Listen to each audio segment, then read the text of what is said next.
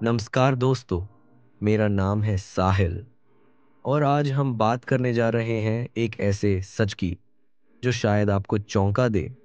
एक ऐसा सच जिसे हम रोज़ाना अपनी आंखों के सामने देखते हैं लेकिन कभी समझ नहीं पाते कि असल कहानी क्या है। जी हाँ, हम बात कर रहे हैं भकारी माफिया की।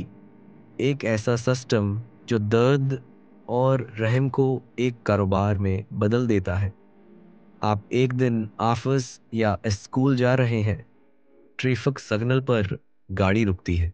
एक खातून हाथ में बचा लिए आपकी गाड़ी के शीशे पर दस्तक देती है। उसके चेहरे पर मट्टी, कपड़े फटे हुए और बच्चा ससक रहा होता है। आपका दिल पिघल जाता है। आप पर्स निकालते हैं और कुछ सके या नोट उसे दे देते हैं। लेकिन क्या आपने कभी सोचा कि वही औरत, वही बच्चा, वही मंजर आपको कल किसी और सिग्नल पर क्यों दिखाई दिया? क्या ये सिर्फ इत्तेफाक है या फिर ये किसी बड़े खेल का हिस्सा है? ये कोई आम मांगने वाले लोग नहीं होते। ये लोग एक माफिया के तहत काम करते हैं। एक ऐसा नेटवर्क जिसका फैलाव सिर्फ एक शहर तक महदूद नहीं बल्कि पूरे मुल्क में फैला हुआ है। माफिया के सरगना गरीबों, यतीमों या हत्ती के बच्चों को अगवा करते हैं।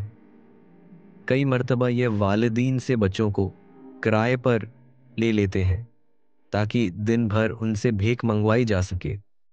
बच्चों को जानबूझकर भूखा रखा जाता है, उनके कपड़े गंदे किए जाते हैं और कुछ को नशे आवर चीजें देकर बेहोश जैसा बना दिया जाता है ताकि लोगों को तरस आए। ख्वातीन को कहा जाता है कि वो माँ का किरदार अदा करें। कुछ मर्द खुद को माजूर जाहिर करते हैं और हर किसी को एक टारगेट दिया जाता है, यानी दिन के आखिर में कितने पैसे लाने हैं। ये भीख कोई रहम की अपील नहीं बल्कि बकायदा एक कारोबार है। अब बात करते हैं इस माफिया के सबसे खतरनाक पहलू की, बच्चों को जिस्मानी नुकसान पहुंचाना। जी हाँ, कई रिपोर्ट्स और इन्वेस्टिगेशंस में ये सामने आया है कि कुछ बच्चों को जानबूझकर जख्मी किया जाता है। बाजों काट देना, आंखें नुकसान पहुंचाना या चेहरे पर तेजाब डाल देना ताकि वो ज्यादा काबिल रहम लगी और ज्यादा पैसे जमा कर सकें। ये काम इतने मुनज़्ज़म तरीके से होता है कि इन लोगों की शिफ्ट्स और रोटेशंस तय होती हैं। आज एक सिग्नल, कल दूसरा। कुछ ख्वातीन को सुबह 7 बजे से शाम 6 बजे तक काम करने के लिए भेजा जाता है और दिन के आखिर में जमा शुदा रकम का 70% से जायद हिस्सा माफिया के सरगना के पास चला जाता है। तो सवाल ये है, पुलिस कहाँ है? क्या हुकूमत कुछ नहीं करती? सच ये बात ये है कि पुलिस कई बार कार्रवाइयां करती है। कई बार भिखारियों को उठाकर ले जाया जाता है, लेकिन माफिया उससे पहले ही मतहरक हो जाता है। नए चेहरे, नए किरदार और नया मकाम।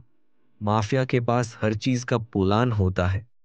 कुछ मकामात पर पुलिस एहलकारों की मिली भगत की खबरें भी आई हैं, यानी कुछ एहलकार उनसे महाना पैसे लेते हैं ताकि उन्हें काम करने दिया जाए।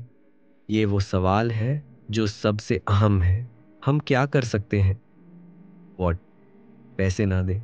जी हाँ, जितना मुश्किल लगे इतना ही ज़रूरी है। अगर आपको वाकई किसी की हालत पर तरस आ रहा है तो किसी मोतबर एनजीओ या खैराती अदारे को डोनेट करें। 2, आवाज़ उठाएं।